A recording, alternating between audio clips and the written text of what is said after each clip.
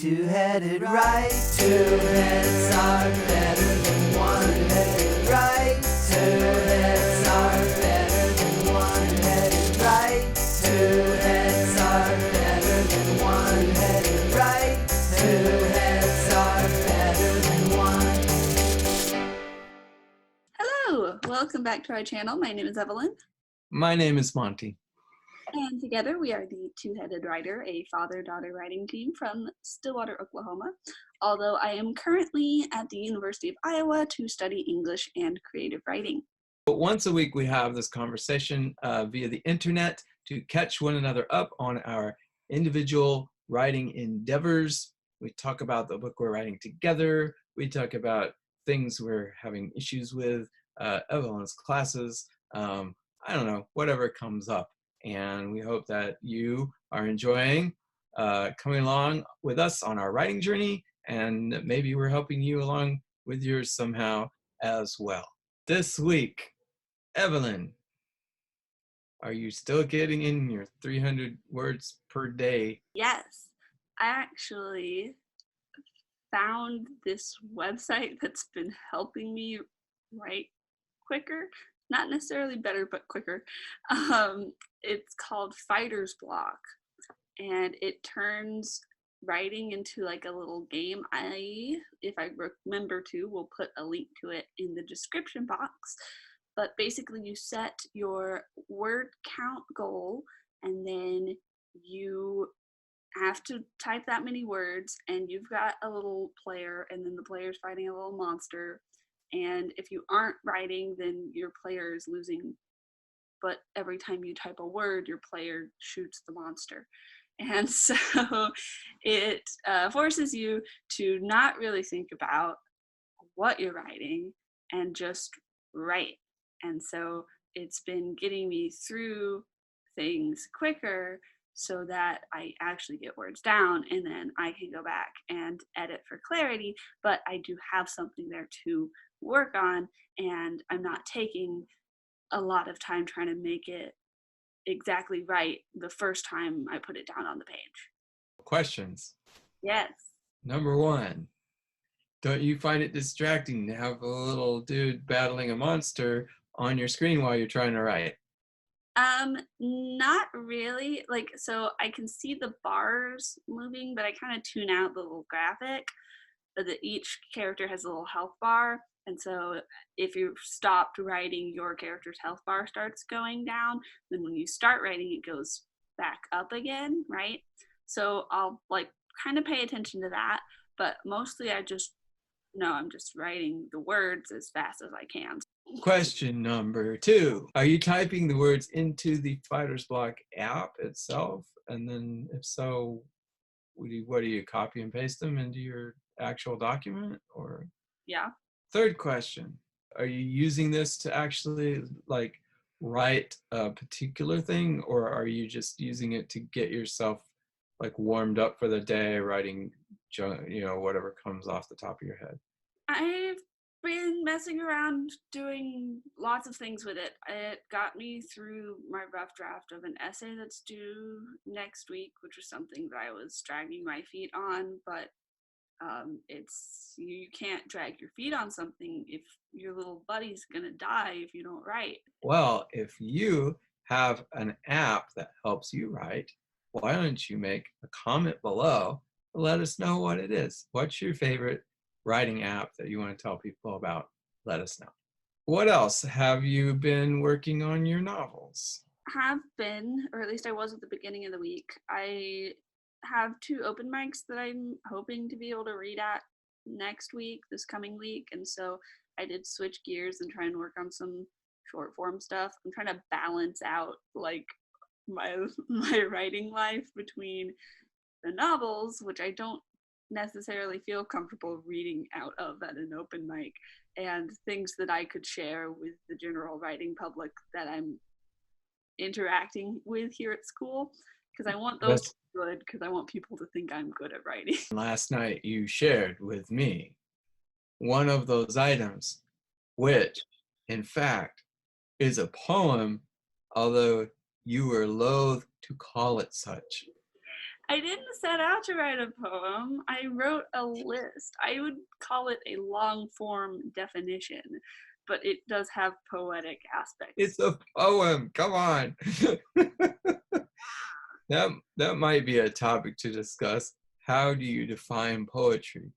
But I don't like to think about poetry. you wrote a poem. Admit it. Admit it. I do maintain that the people who purposefully write poems have an easier time coming up with something to read at open mics. Every single open mic I've been at, there's been some poet who's gone up to the mic and been like, I wrote this earlier today, so like if it's bad, sorry you guys, and then reads the most eloquent thing I've ever heard in my entire life. And it doesn't have to necessarily make sense because it's poetry and you just give that shit whatever meaning you want it to have. Mine has to have a plot. Went to this MFA like panel thing that the English Society put on where they had a person come from the playwriting, poetry, nonfiction, and fiction MFAs. And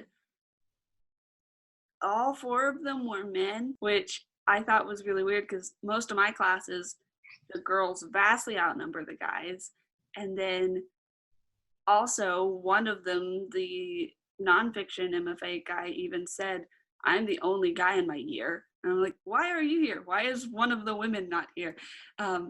But one of the things that they said, they like kept joking about how you're more likely to make money as a fiction writer than anything else that the others were doing, which I was like,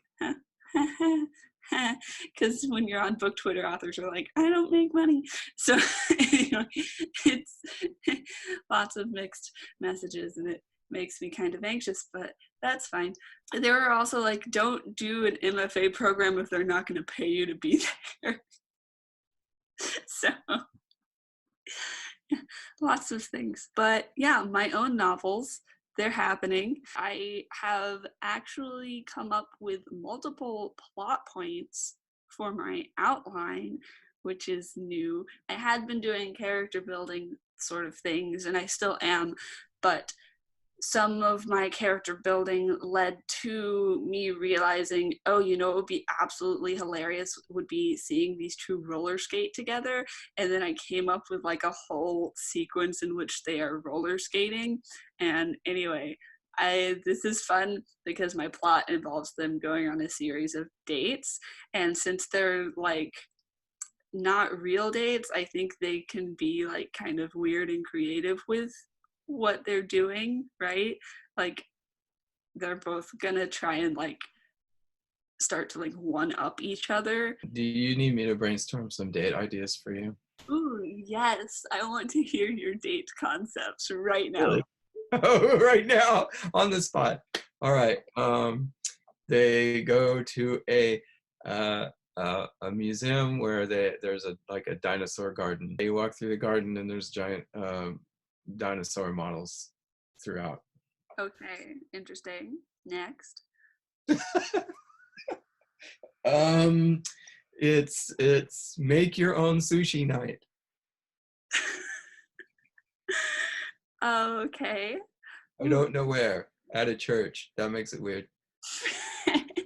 I just thought of one. I want them to go to whatever my knockoff equivalent of Build-A-Bear Workshop is. Yeah, that's good. That's good. You know that restaurant we went to where your food is delivered by a train? I do know the restaurant we went to in Kansas City where our food was delivered by a train. All right, so imagine that restaurant and just plus it up 1,000,000 times. I have not figured out where I want this to be set, because I think they have to be like suburban humans, but close enough to a city that they could potentially do big like city things, right? But like I've only ever lived in college towns, and I've only ever lived in 2 places. Anything weird, like weird stores and things, it might not fit in the setting. that's just something that I've never really had to think about because I've only ever written long form fantasy or sci-fi things, or attempted to. And those, you create all of the aspects of the world. World building is like super important in that.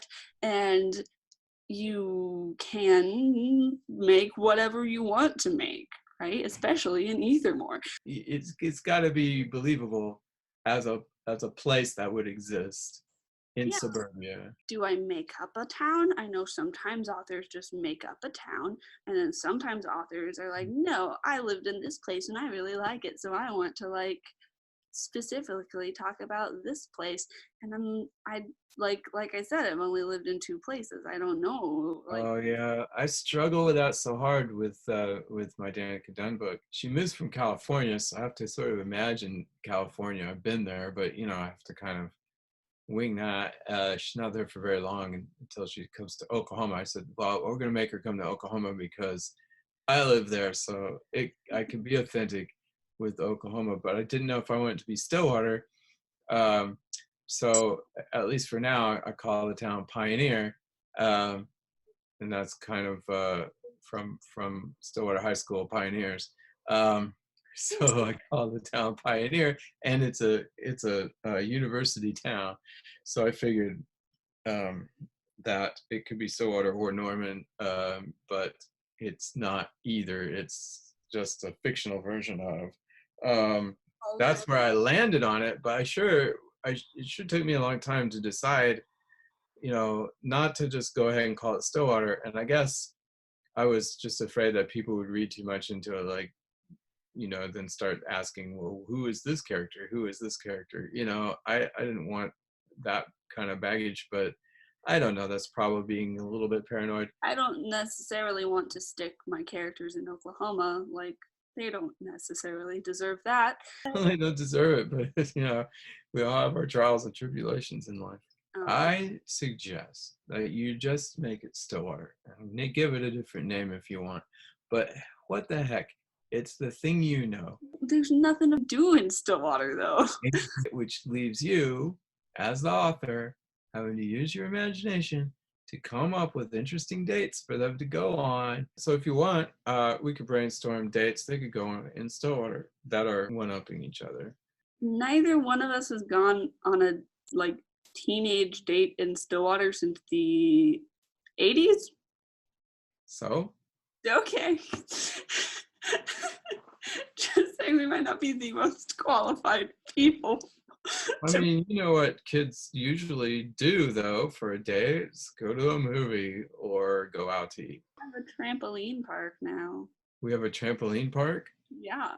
Well, there you go.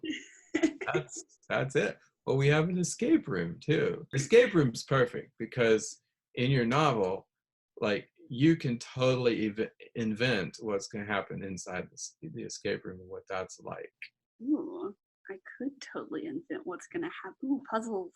Thank you for your input on that.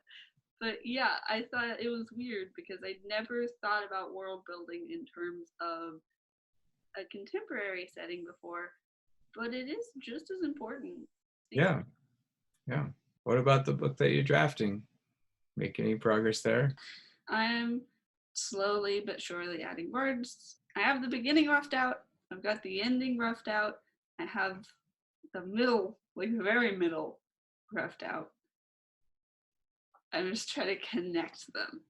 I have not been working on my novel because I've been working on our novel.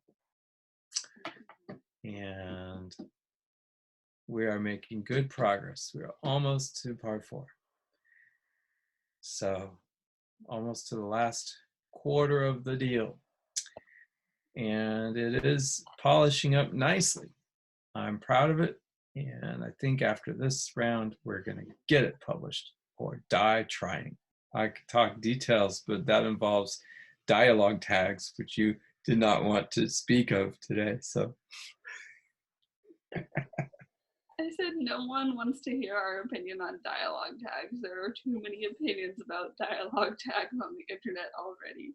Well, if you want to hear our opinions on dialogue tags, make a comment below and prove me right and Evelyn wrong. You're not even going to edit that in, are you? I hold all the power. You do. So that's all we have for today. If you liked this video and you want to keep following us on our writing journey, remember to click that subscribe button and ring that bell icon so that you can be notified whenever we upload a new video. Also, leave us a big thumbs up. Remember to comment down below with your favorite writing app that you use, and also whether or not you want us to tell you about dialogue tags. Nuts and bolts, baby. We will be back next week with another video, but until then, remember, Two two heads heads are better than one.